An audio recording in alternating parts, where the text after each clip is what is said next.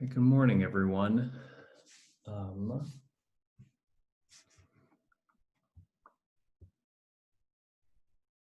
So just now, I got uploaded the lecture notes that I'm working from today. So as we're going over the material, you can take notes like normal, but you can also know that everything that I'm going to write down, or I guess I shouldn't say everything, but the basis of the lecture notes is posted, so you don't have to worry about missing anything. You can always go back and see it. And also this video is going to be posted onto the running YouTube channel that I've been using for the lecture notes for the other class, which has some more regular remote students.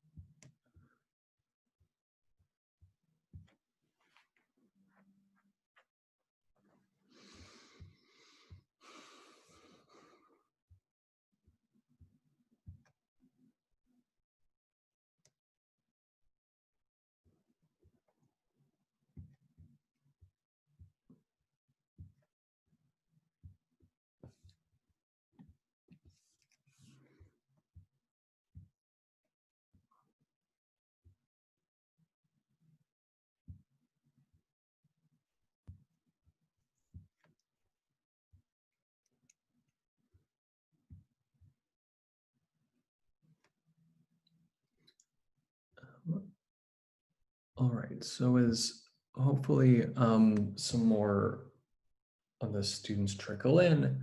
So because a few things that I want to make sure everyone knows, the extra credit that I said was going to be for the first exam got posted yesterday.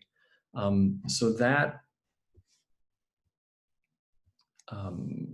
whereas those problems, they're due on Monday, and it's not online, it's written, so you can print out the sheet of paper and turn it in. I'd be happy to answer any questions about it. The way that I do extra credit is, and this is laid out at the top of the extra credit assignment, the extra credit can only bring your score up to a 90. So if you got 85 points on the exam, you can only get 5 more extra credit points, even though there's more, like 6 or 7 extra credit points.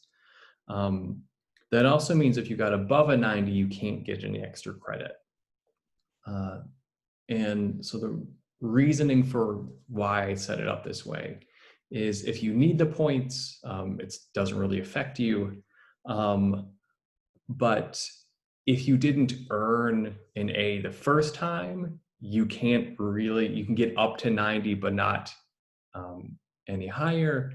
And if you did get an A, then I'm not letting you sort of run up the score. So if you want to get the highest grade in the class, you can't just blow one exam out of the water, do a little worse on the next one, and averages out to be an A. You need to keep doing well.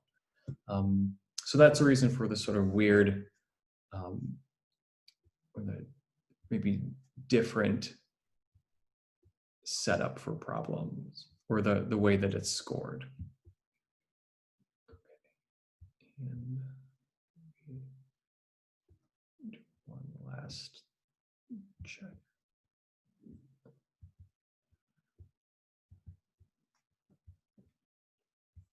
Okay. So let's get going.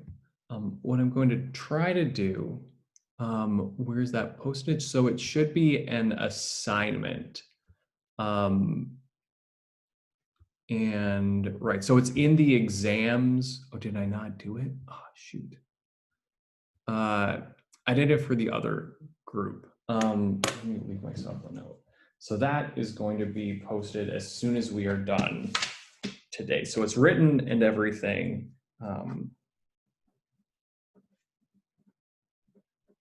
Okay. So that'll show up. It is due Monday, so you've got time to work on it, but that'll get done as soon as we're done with class.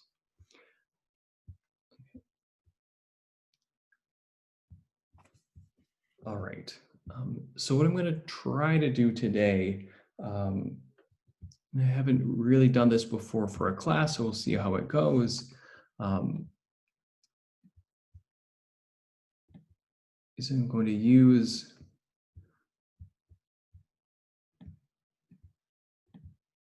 the whiteboard here to write. This isn't a ton of space, so I'll have to kind of be frequently erasing. What is this? Okay. And, but all the lecture notes are posted so you can see what we, can go back and see what we've done. Okay. So what we're going to be doing today is we're going to keep talking about the chain rule. So and this is the sort of formula version of the chain rule that we've been mostly using. So this is the derivative of two functions composed. So you have an inside f and an outside g.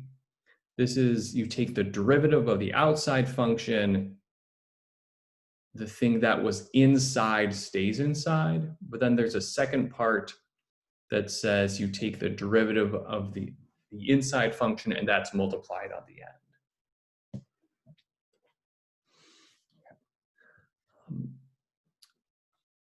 And so a weird case of this, which we did last time, was if you have e to the f of x. So this is this sort of composition. The inner function is f, so we change the letters here, but that's the inside function. The outside function is e to the x. And if we take this derivative, what the chain rule says is differentiate the outside, but e to the x is its own derivative. And so that gives us an e there. We leave the inside alone. So we get the same function again, but what the chain rule says is we now have the function and multiplied by the derivative of what's in the exponent. Okay. So as, not exactly a warm-up example, but to see some of this in action and kind of one more instance of using the chain rule, let's find the derivative for this big function, e raised to the sine of 1 minus x squared.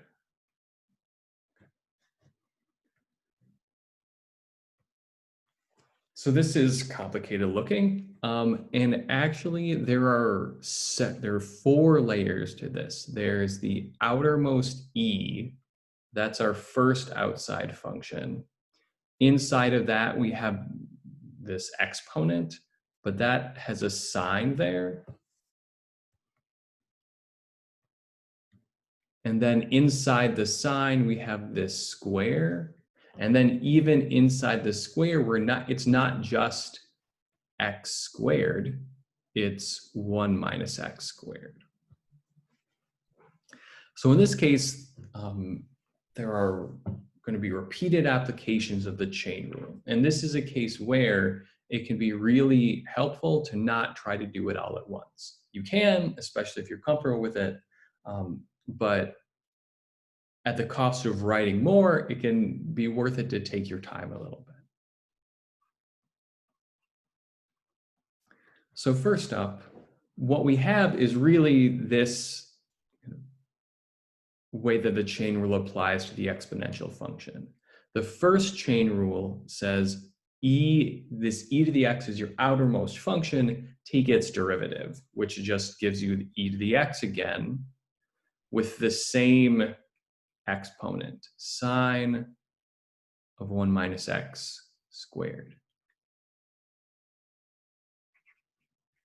And then we're going to say, take the derivative now of sine of 1 minus x squared.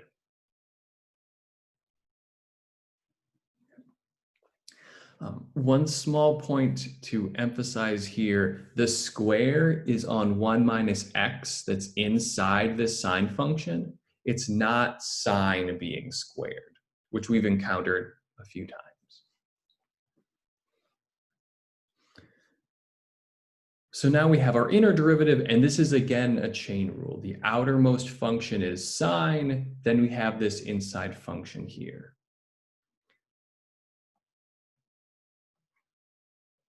So this first part we're done with, so it really just becomes something that we carry along.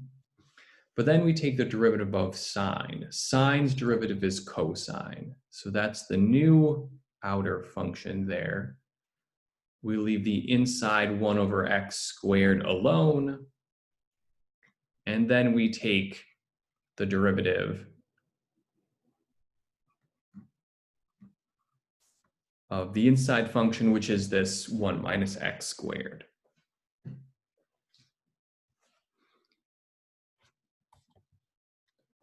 And then we have one more. This, again, is actually a chain rule problem. There's a square here, and then it's not just x, but 1 minus x. So we will have to take the derivative of the inside and multiply that on the very end. But because this is simpler than what we've been doing so far, we maybe don't need an extra step just for that. So we have this whole bit sine e raised to the sine of 1 minus x squared times cosine of 1 minus x squared. Then using the derivative here, the power rule is what applies to this 2, so that 2 comes down. We leave the inside alone. The new exponent is 1, so we can write it or not because we don't really raise things to the first power. Oops, sorry, that is not squared. But then there is one more thing. We have to look at the derivative of the inside function here and find its derivative. But this one is thankfully not a chain rule problem. How we find it is 1 is an added constant that has a derivative of 0. Minus x, since it's not a power, we just take the number in front, and then minus there is really saying the number is a minus 1. So because it's minus x, we get an extra factor of minus 1 multiplied outside of everything.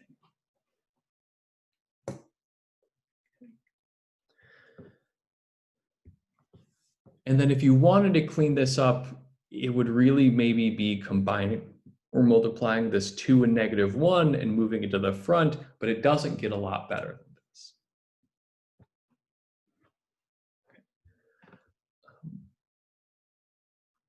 Questions about this problem, which is just a reminder of using the chain rule, and it's a bunch of reminders all wrapped into one problem.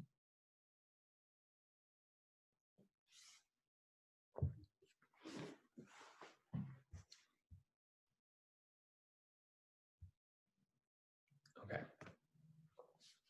So we have the chain rule, and we can handle complicated problems like this. But what I actually want to do is I want to look at a simpler application. So let's get rid of this stuff, and I'll leave the chain rule up here.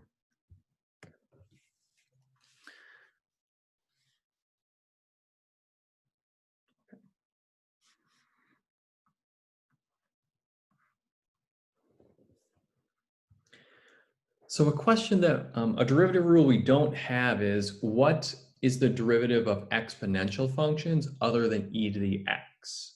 in particular, what's like 2 to the x or 5 to the x or 10 to the x. We don't have rules for those. And rather than just telling you what it is, we can actually use the chain rule to come up with it and base that derivative rule on things that we already know. So there are 2 real facts that we'll talk about. The first one is the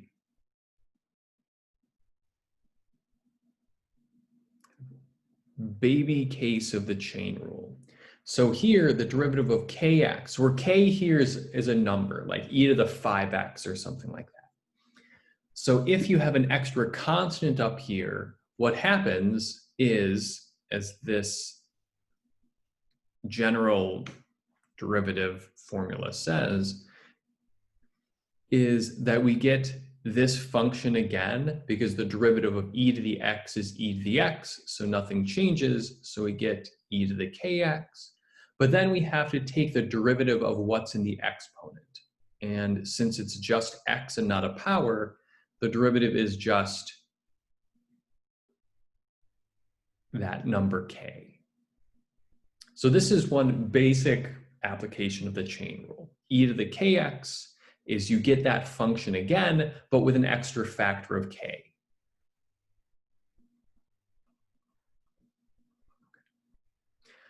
A fact which is not a calculus fact, but is really algebra and talking about how exponential functions work, if you have a to the x. So here a is any number. It could be e, but it could be some other number. And this is the kind of thing we don't have a derivative for. A way of rewriting this, which you almost never do in this direction, is a to the x is e raised to the natural log of a, all raised to the x. So what's happening here is that just a is equal to e to the natural log of a. Basically, every time you've encountered this before, you've gone the other direction, where you've seen e to the natural log of a, e and the natural log cancel each other out, and you just get the a there. But you can also reverse that process and put them in. The reason why I would do that is, well, what happens next, or another thing we can do is we have a power to a power here, and the exponent rule for simplifying that situation is you multiply those exponents together. So this is equal to e times the natural log of a, or e raised to the natural log of a times x.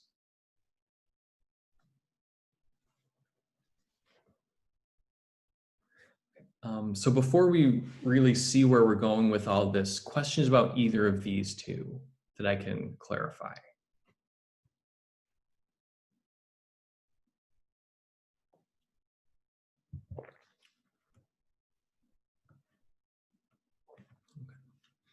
So in I guess, last kind of one more explanation about this one, the kind of simplifying rules that you have are if you take the natural log and an e, they cancel and give you just the x there. And it also works the other way. And almost always you go from this left version to this right version. The e and the natural log cancel. But we're also reversing it. This is kind of like multiplying and dividing by the same thing. Normally you cancel something like that, but you can also introduce those just to change the way that it looks. So the reason for introducing these is that what if we want to find the derivative of a to the x, where a is not necessarily e, so we don't know the derivative yet. Well, what we can do is, that's an f. Okay. So fact 2 says not doing any calculus, but just replacing the function with something it's equal to, what we really need to do is take the derivative of e raised to the natural log of a times x.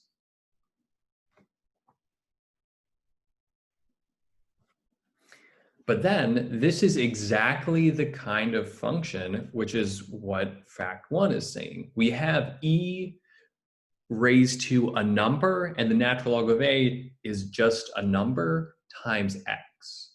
So what fact one says the derivative is we have this extra factor of natural log of a, and then we have the function that we started with. So this part is still in the exponent, but there's an extra natural log of a factor multiplied outside of everything.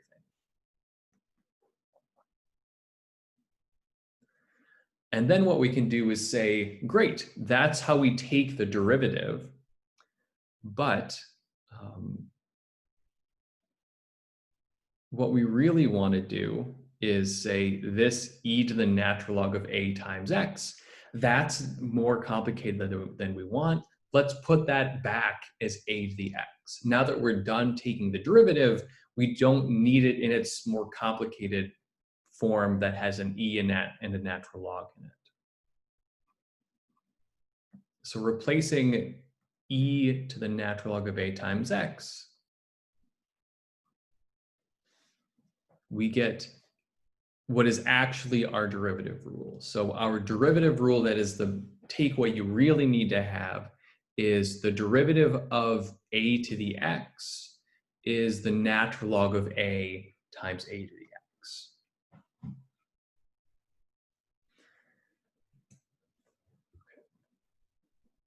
But what has some value is this isn't just handed to you and you have to trust me. We can actually see where this rule comes from. Another way to think about this is if I had given you this rule at the beginning and just said, here's the derivative of exponential functions, what you could see is the special case of e to the x that we've seen e to the x is its own derivative.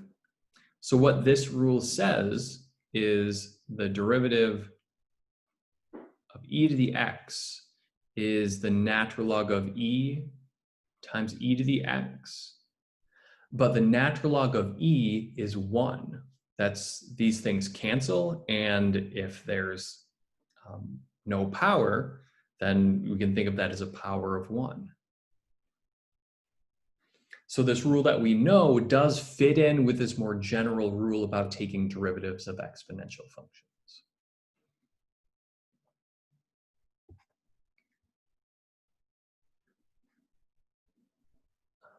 Questions about this?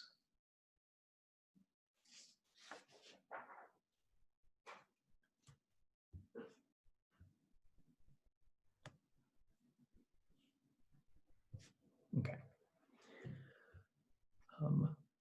Then where we can go from here, at least right at the beginning, is now this is a new derivative rule. We can add it to the rest of them and ask the same sorts of questions, but when we come up with an exponential function that is an e to the x, this is the derivative rule that we need.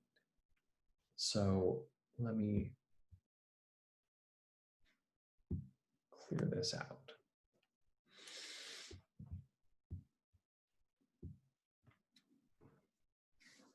So given that new derivative rule that we just added, we could say, let's do this.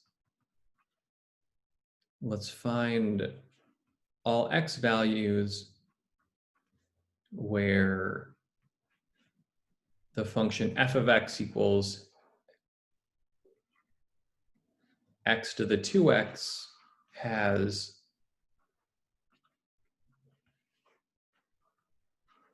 a horizontal tangent line. So this is a kind of problem we've seen a bunch of.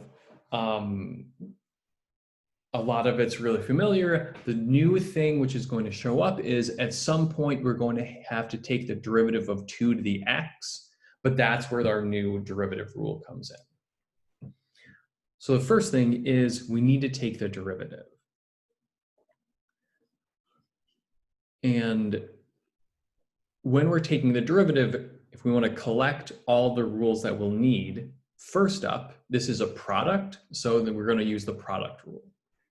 Within the product rule, we're going to take the derivative of the two pieces separately. X, that becomes 1, 2 to the x, that's this new derivative rule that we'll have to use.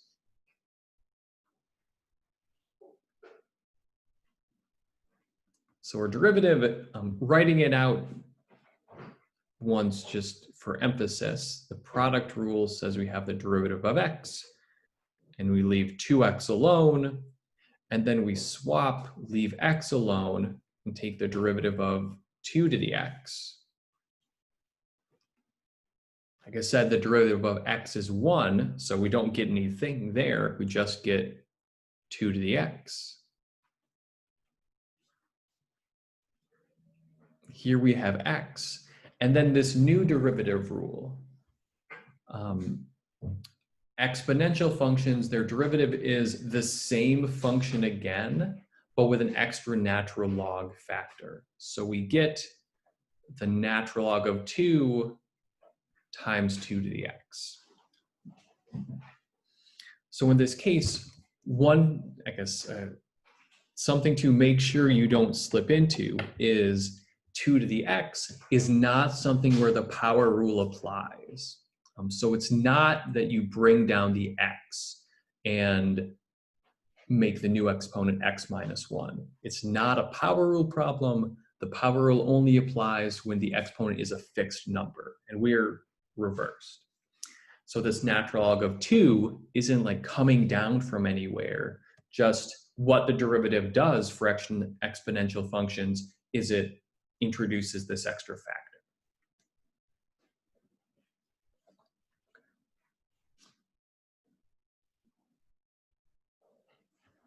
And as a last step here, because we're going to be doing something with the derivative, it's nice to have it factored.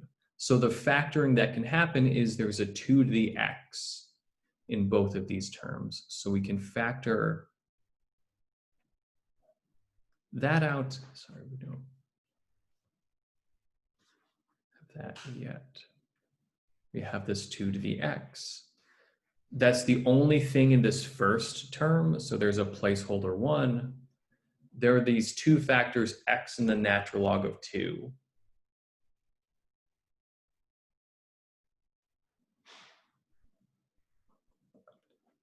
Okay. So this is our derivative. Questions about getting here?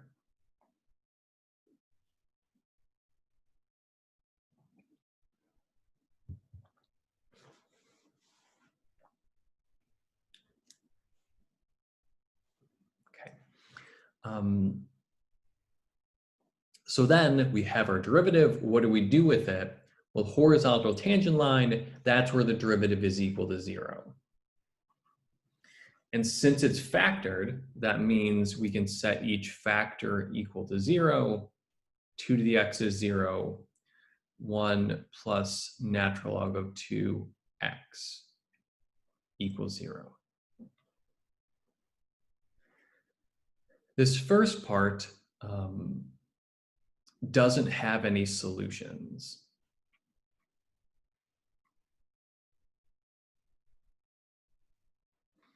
How we can see that, maybe the easiest way is 2 to the x has this shape. It's different than e to the x as far as actual values, but all exponential functions where the base is greater than 1 have this shape. They get bigger, going off to infinity to the right, and they go to 0 as they go to the left. So this function is never actually equal to 0.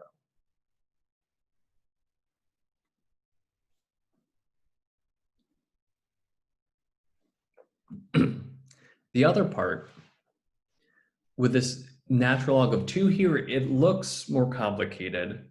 than it actually is, but this is a linear function. How we solve this is we need to get the x by itself, so that means subtract 1, and then divide both sides by the natural log of 2. Exactly what number that is, you'd have to ask your calculator, but it is a number, it's not 0, and you can divide by it. And so we get this number where we have a horizontal tangent line. If you want to know, this is about, I just threw this in a calculator, about negative 1.44. And maybe knowing the number helps you understand what's going on, but it's not strictly necessary since this is exactly the number where this function has a horizontal tangent line.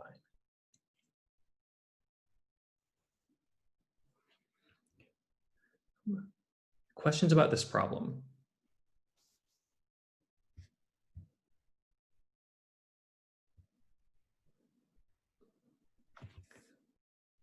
Okay, so this is the type of problem that we've encountered before, but with a new sort of derivative mixed in.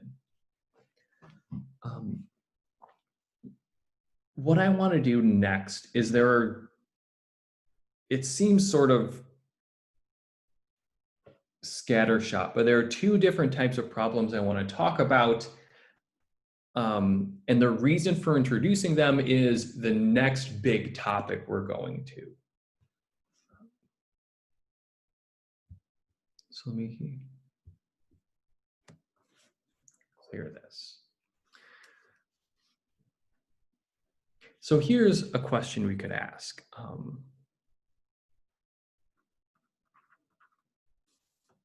So suppose that we were given this equation, x minus 1 equals f of x plus x squared.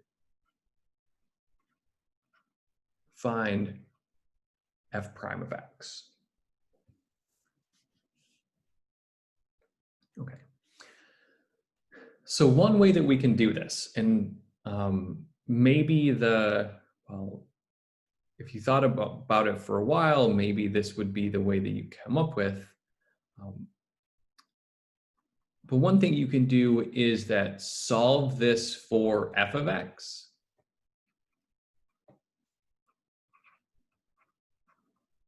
Then differentiate. So if we solve this equation for f of x, that really means subtracting x squared from both sides. We get that f of x is x minus 1 minus x squared. And now finding the derivative is a power rule problem. So not a lot new here. X, because it isn't a power, becomes 1. Minus 1 is a constant, so that goes away. X squared becomes 2x. Okay. So that's one way to handle this. Another way that you can handle this would be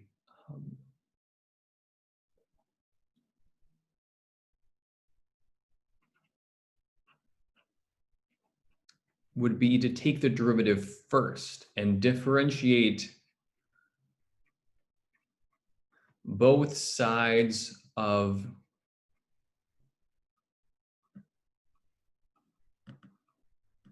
the equation and then solve for the derivative. So this is a little, I guess, switching the algebra up, but what this is saying is that this equation, you can think of it saying these are two functions and they're equal. So if two functions are equal, their derivatives are also equal. So if we do the same thing to both sides, that means starting from x minus 1 equals f of x plus x squared. if we take the derivative of x minus 1, that is equal to the derivative of f of x plus x squared. And as we're going through this, the x part here is nothing new. X has its derivative 1, minus 1 has a derivative of 0.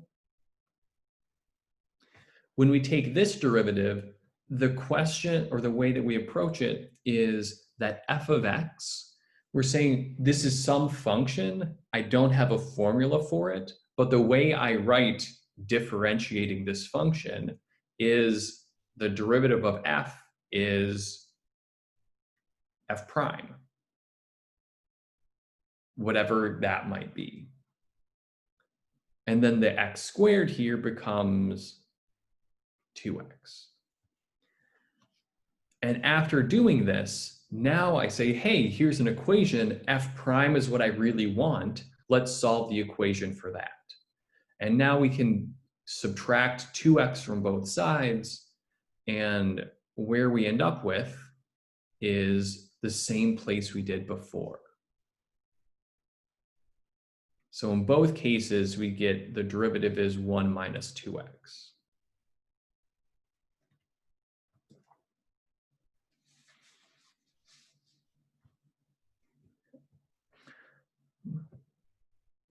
Questions about this problem?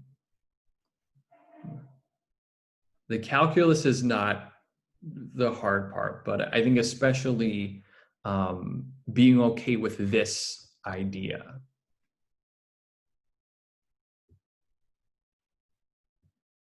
And it is okay to have questions if there are any.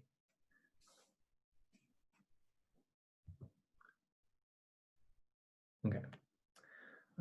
Then let me jump to another different question, which will kind of prime our brains for what's coming next. So let me clear this. So something that you have seen before, but we haven't used at all in this class, and you maybe haven't used it in a while. So it's not like it's reasonable that you wouldn't remember this. So the volume of a right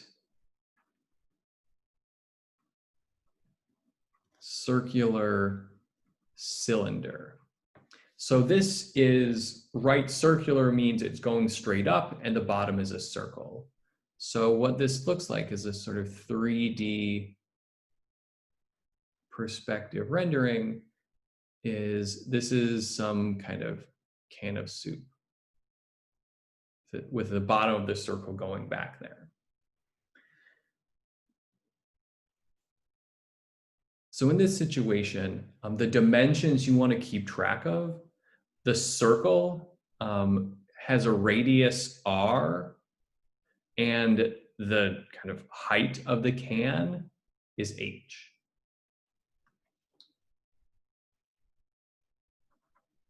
And so this is, the formula is the volume is pi r squared h,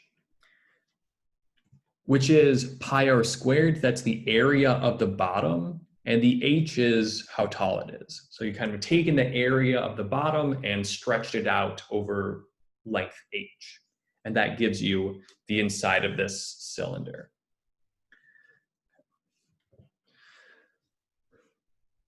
So if this is the volume of this cylinder, what we know is that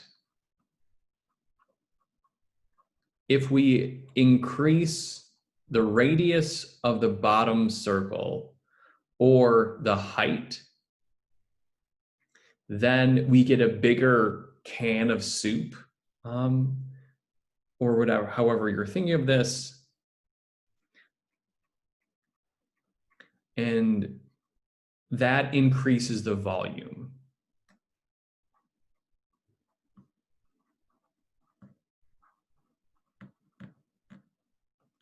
But you could ask, like, how fast is that happening? How would do, as you change one dimension or the other dimension, how does that affect the volume? And a way that we can understand this is there are really two different derivatives that we could ask about. What is dv dr and what is dv dh? These two derivatives are saying how fast is the volume increasing as you increase the radius, and this is how fast does the volume increase as you increase the height, which could be different. I mean, there are different dimensions. H is making it taller while you would leave the base the same size. Increasing r would leave it the same height, but make the circle bigger. So the way that we understand these, or the way that we compute these, is what this is saying is you're going to take the derivative with respect to r of this formula for v. And the way that I'll write this is pi times h of r squared. And the way that we actually that this gets computed is this r says what is the variable here, and anything else is going to be a constant fixed with respect to that. So this is saying, or what we're doing here is assume the height is fixed. So it's not changing, which means it's a constant. But suppose you are changing the radius. How do you find this derivative? Well, if r is the variable, then what we can say is pi times h, that's a constant, and multiplied constants just come along when you differentiate. So we have pi times h, which is still there. R squared, r is the variable that's changing here, so that's where we use the power rule. So that gives us a 2r.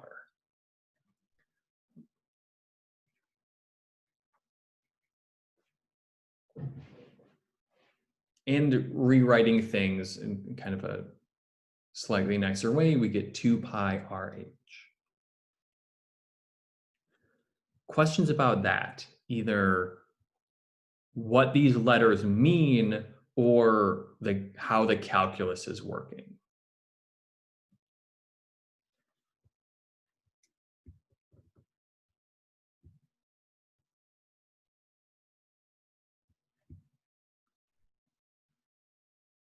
Okay.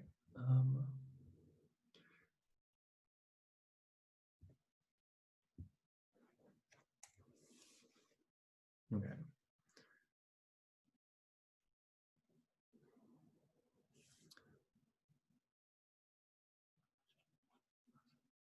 So then if we try this one, now the variable, the thing that is changing is going to be the variable h.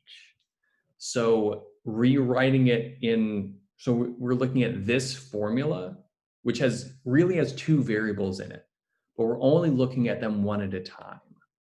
So in this case, this suggestive way of rewriting it is like this, where if h is the variable that's changing, pi r squared, that's like a constant. That's not changing, that's some number that is multiplied in front of the h, which is our changing height. And if this is what we're taking a derivative of, now the variable h isn't raised to a power, so the derivative is just the number that's multiplied in front.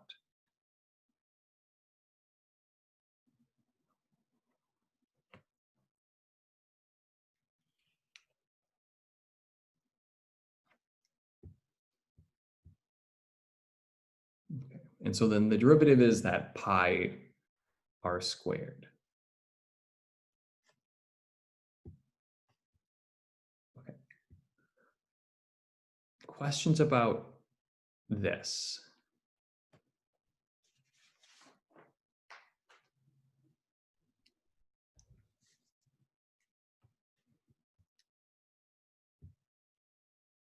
Okay. All right. So then let me clear this, and then let me get to kind of the real point of talking about this. The new type of problem or big kind of way of differentiating that we want to introduce. And these last two sort of examples we'll want to keep in mind. Not like volume specifically, but some of the explanations used in those problems. So here's a question that looking at it and thinking about it, we can make sense of, but we don't exactly know how, is the way that it seems to be. That was okay. Nope. Let's try this again. So here's the question. What is the equation of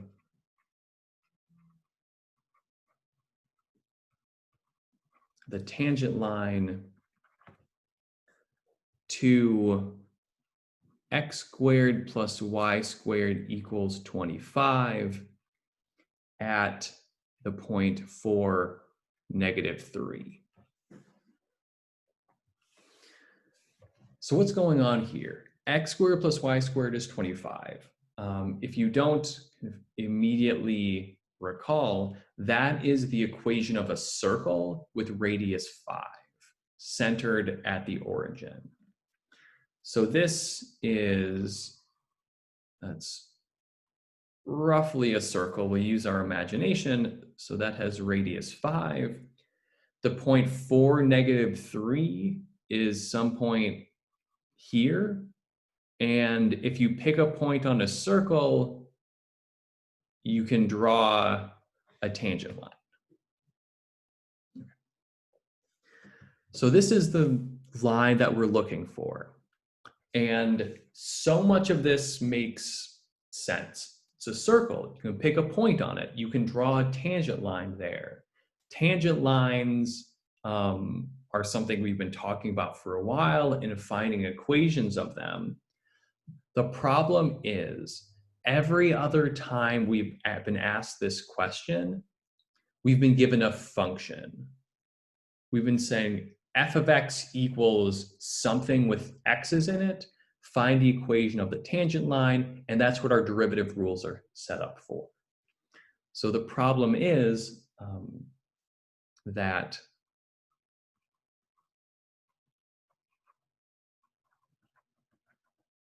the equation doesn't give y as a function of x.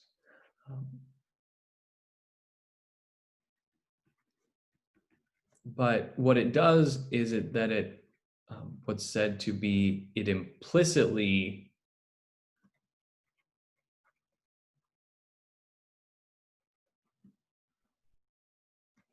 defines a function. So there's a little more explanation in the lecture notes if you take a look at those. But what this means is that it's not, so it's not a function because if you pick an x, there's more than one y that can correspond to it. But if you only looked at part of the circle, so for instance, if you just looked at maybe the top half is a function. If you pick an x, there's only one y associated with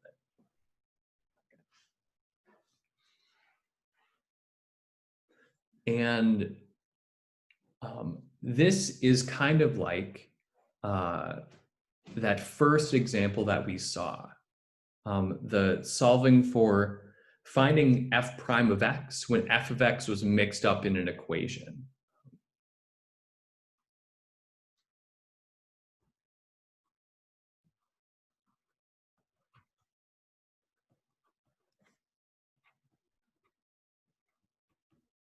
So we could solve this for y. if you solve this equation for y, so subtract x squared to take a square root, you get that y is positive and negative square root of,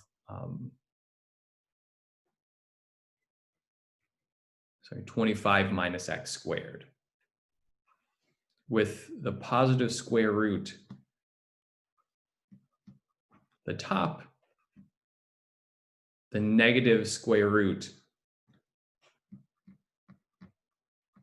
the bottom. And so one way of doing this problem is you could say this point is on the bottom. This is a function giving us the bottom part of the circle. And so we can use our normal calculus on this function.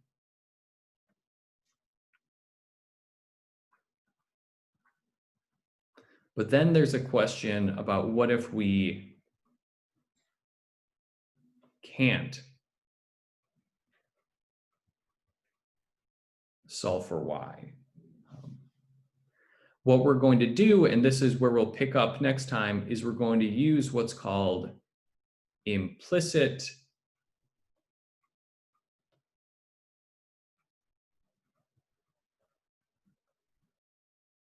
differentiation, which is an idea for dealing with finding slopes of tangent lines of equations rather than the functions that we've been dealing with. And the key part of it is it's going to be based on the chain rule. So where we're going to pick up next time is how do we answer this question without just solving for y and taking the derivative after solving for it? How can we just take the derivative in the equation like this? And the big idea is, like in one of the examples we saw, you take the derivative of both sides of the equation. But exactly how that works, we'll need to say a little bit more about. Okay. So it's 8:50. If anyone has any questions, I'd be happy to stick around and talk a little bit. But if not, then you can revisit the lecture notes, which are posted, and this video, which will also be posted. And hopefully, I will, unless something goes terribly wrong, I will see you guys back in person on Friday.